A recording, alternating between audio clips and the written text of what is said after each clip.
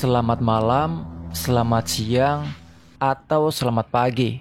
Bertemu lagi dengan gua Dito di channel Mahasiswa Siluman. Kali ini gue bakal menceritakan kisah seorang tour guide Gunung Butak tahun 2016 yang mengalami kejadian mistis saat mengantar satu rombongan pendaki. Apa jadinya jika ada orang yang minta disolati di atas gunung? Apakah kalian akan melakukannya? Kisah kali ini Ihsan dimintai tolong untuk menyelati perempuan yang ditemuinya di gunung, yang mengaku dia merupakan korban dari Gunung Kawi. Ihsan juga selalu mendengar tangisan seorang perempuan dari tenda misterius yang tidak ada pemiliknya. Jadi seperti apa kisah lengkapnya? Kita langsung saja. Tapi sebelum itu, jangan lupa untuk subscribe dan aktifkan notifikasinya. Seperti biasa, pasang earphone-mu, siapkan tempat dan posisi yang nyaman, dan selamat mendengarkan.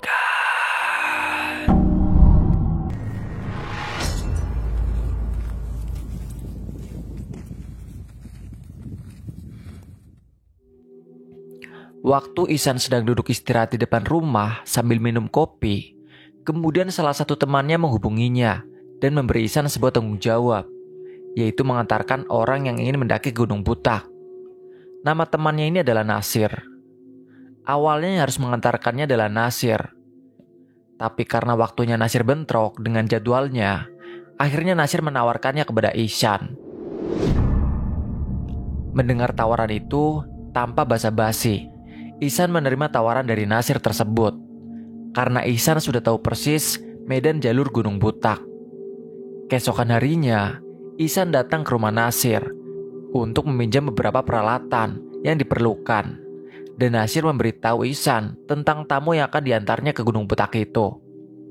Mulai dari memberinya kontak dan siapa mereka yang akan diantar. Setelah semuanya sudah beres, Ihsan pun pamit ke Nasir dan pulang. Setelah sampai di rumah, Ihsan menghubungi kontak yang diberikan Nasir, sekaligus memberitahunya bahwa dialah yang akan menjadi guide mereka. Singkat cerita, tibalah hari pemberangkatan. Ihsan janjian bertemu dengan tamunya itu di kota Batu Malang, sesuai yang sudah direncanakan melalui obrolan telepon waktu itu. Sesampainya di lokasi tempat janjian, Ihsan menunggu tamunya yang masih dalam perjalanan menuju ke lokasi. 30 menit lamanya dia menunggu, tapi tamunya itu tidak kunjung datang. Dan akhirnya, Ihsan berinisiatif menunggunya di warung kopi yang ada di situ. Di warung kopi itu, Ihsan bertemu dengan satu orang kakek yang kebetulan juga sedang ngopi. Dan kakek itu bertanya pada Ihsan, "Mau ke Panderman ya, nak?" "Oh enggak, Pak, saya mau ke Butak." "Sendirian?" "Enggak, masih nunggu teman lainnya." "Ya udah, hati-hati, lagi banyak pagebluk."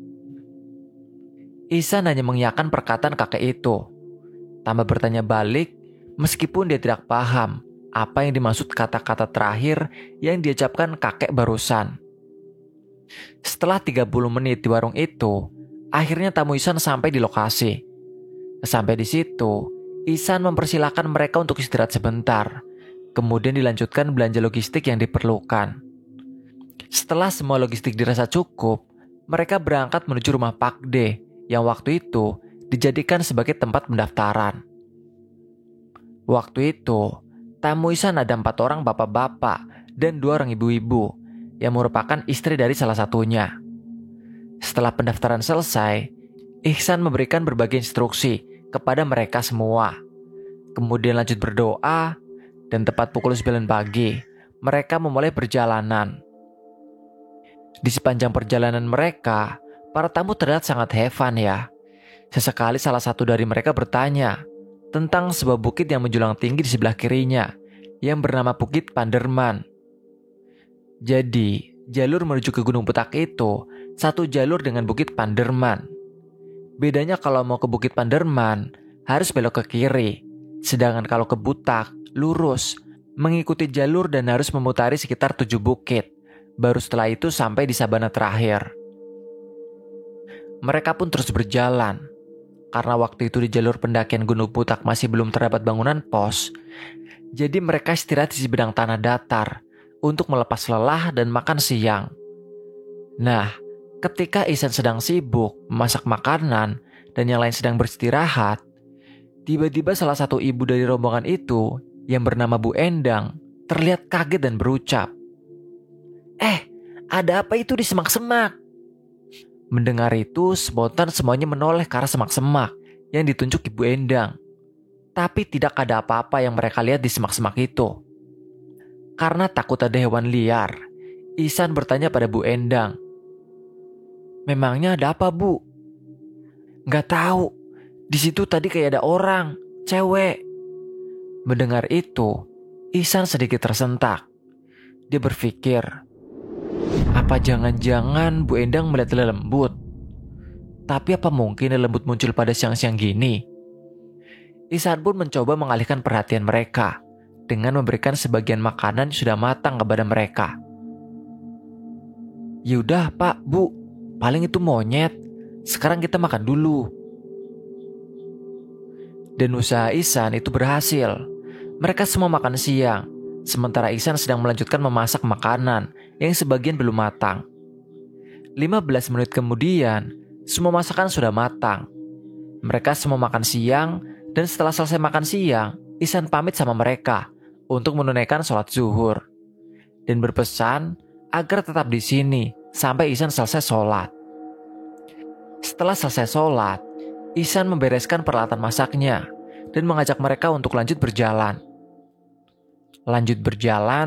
Setelah 4 jam berjalan, mereka istirahat lagi di sebidang tanah datar yang dikelilingi pohon pinus lebat.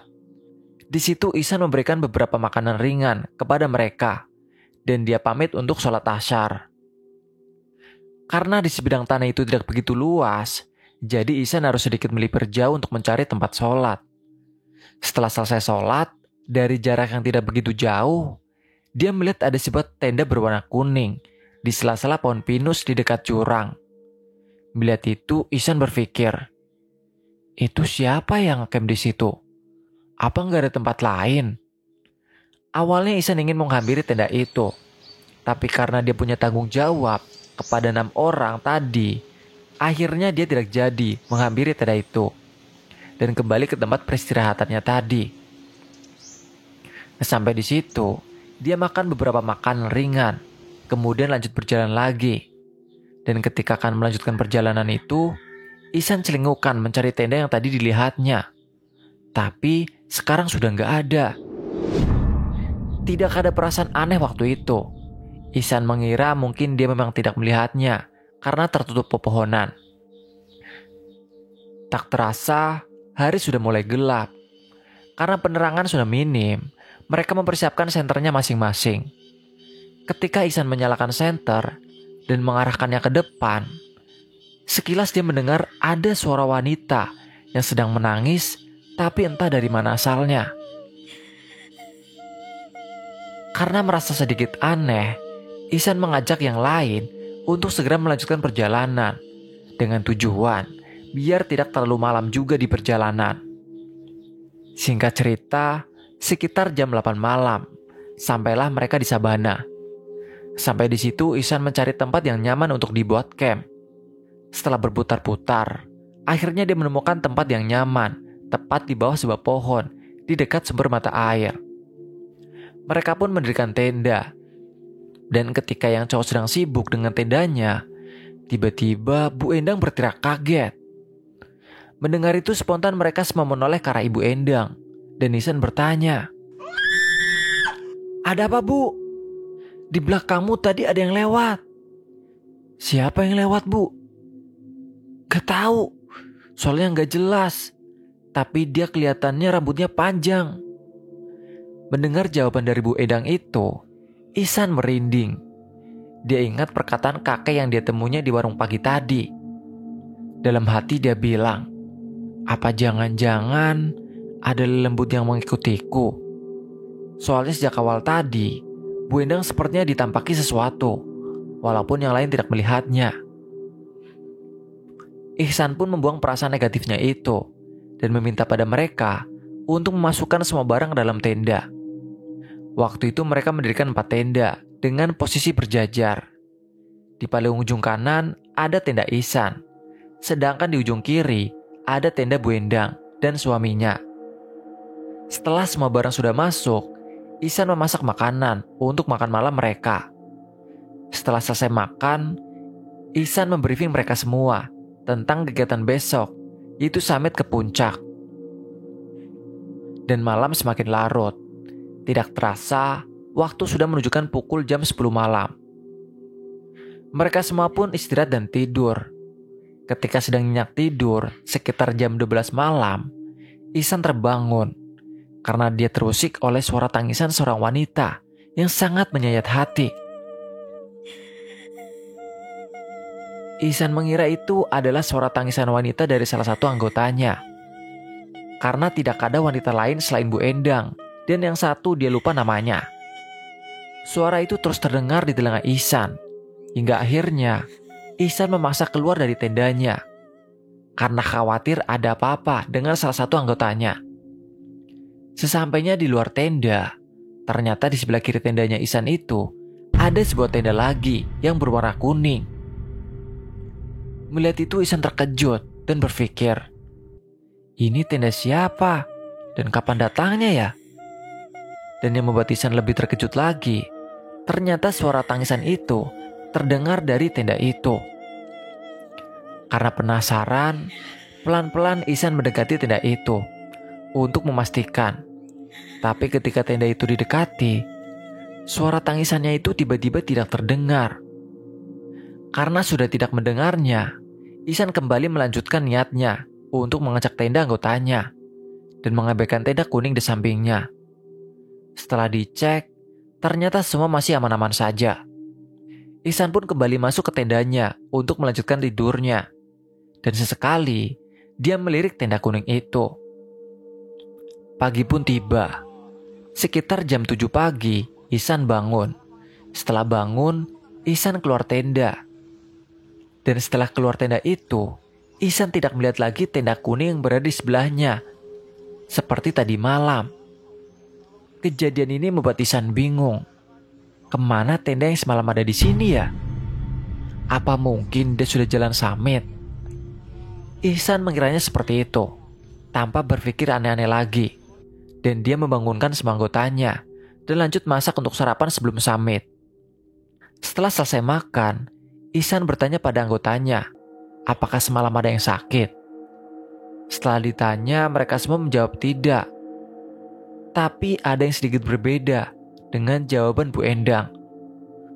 Semalam saya mendengar ada suara langkah kaki yang jalan keliling tenda kita loh mas.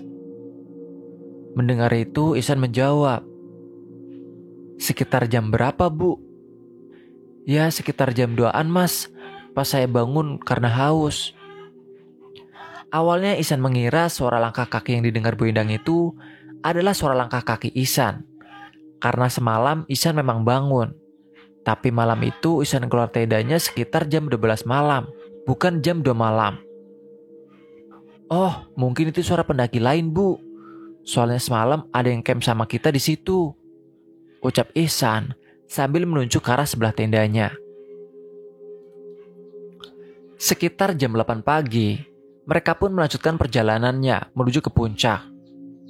Sabana yang luas dan hijau membuat mereka para tamu merasa sangat senang dan sesekali mereka memotretnya.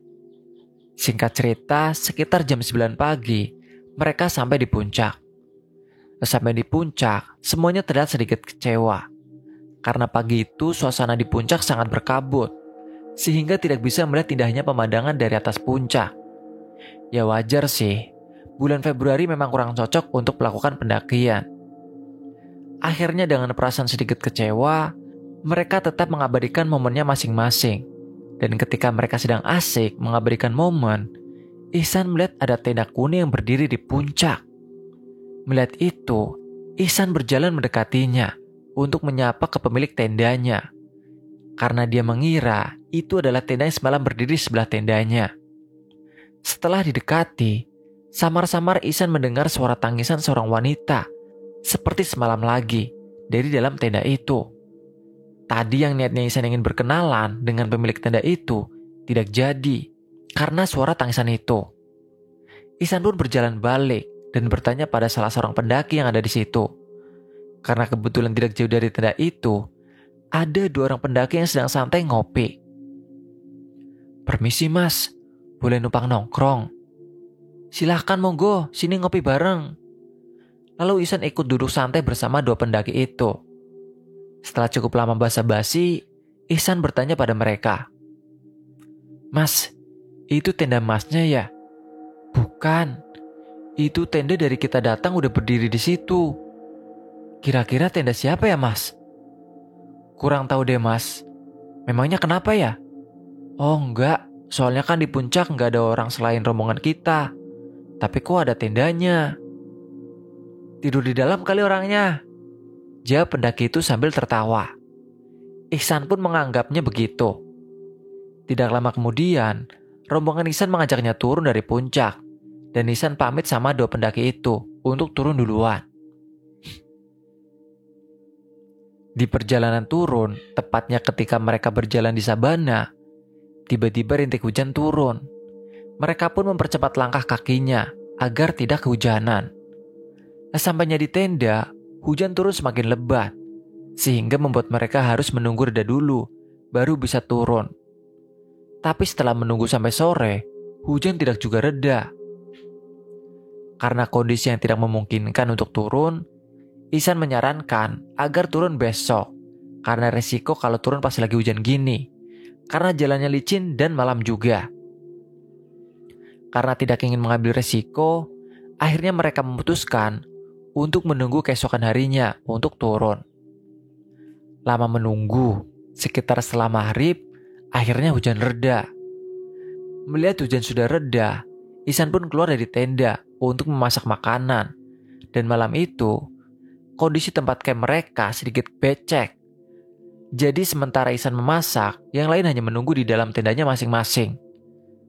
Setelah masakan sudah jadi, Ihsan memberikan makanan kepada mereka satu persatu. Memang sih, Ihsan ini terlihat seperti pembantu. Tapi memang itulah tugas seorang guide.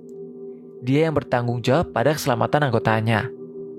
Malam itu karena merasa lelah, Ihsan tidur lebih awal. Meskipun beberapa dari anggotanya masih terdengar saling mengobrol satu sama lain.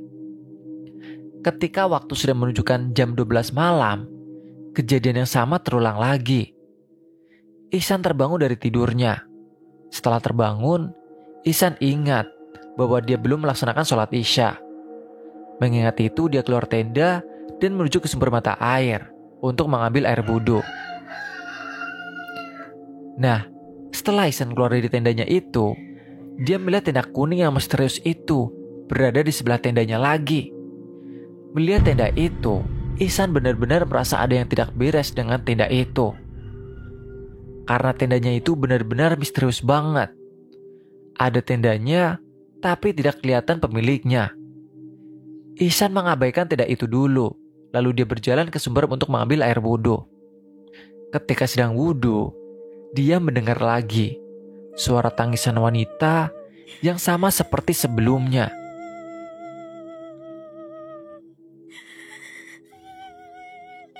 Ihsan pun mempercepat wudhunya dan segera kembali ke tendanya. Dan ketika dia berjalan kembali dari tendanya itu, dia melihat ada seorang wanita yang sedang duduk membelakanginya sambil menangis terseguk-seguk. Ihsan tidak takut melihat wanita itu, karena dari belakang, wanita itu terlihat seperti Ibu Endang. Dalam hati dia bilang, "Oh, ternyata suara tangisan itu adalah suara Bu Endang." Ihsan menghampiri Bu Endang yang sedang duduk membelakanginya itu untuk bertanya kenapa dia tidak tidur dan kenapa dia menangis malam-malam. Setelah sudah tepat di belakangnya, Ihsan bertanya, "Bu, ngapain malam-malam di sini? Gak tidur?" Tapi Bu Endang tidak menjawab satu kata pun. Ihsan pun lebih mendekatinya. Setelah sampai di sampingnya, terlihat Bu Endang sedang menangis seperti orang yang sedang menahan sakit sambil menutupi wajahnya dengan kedua tangannya. Karena khawatir dengan keadaannya, Ihsan bertanya lagi, "Bu Endang kenapa? Apa ada yang sakit?" Di situ, Bu Endang hanya menggelengkan kepalanya. Lalu Ihsan mengajaknya untuk kembali ke tenda dengan tujuan agar Bu Endang bisa beristirahat. Tapi di situ Bu Endang tidak mau dan hanya menangis seperti orang yang benar-benar menahan rasa sakit. Tidak lama setelah itu, Bu Endang baru mulai bicara. Mas Ihsan, saya boleh minta bantuan mas? Boleh Bu, itu sudah menjadi tugas saya sebagai guide. Emang apa Bu? Tolong salati saya mas. Ihsan tersentak mendengar kata-kata yang terucap dari mulut Bu Endang itu. Memangnya Bu Endang kenapa minta disolati? Saya adalah korban dari Gunung Kawi. Tapi Bu, bantu saya agar arwah saya tenang. Bu Endang ini ngomong apa sih? Saya nggak ngerti. Saya harap setelah ini mas tidak takut lagi. Sekarang sholatlah, aku akan berada di depanmu. Dengan perasaan bingung, Ihsan segera masuk ke dalam tendanya dan sholat. Setelah selesai sholat, dia berpikir, sebenarnya ada apa dengan Bu Endang? Kenapa dia bisa jadi seperti ini?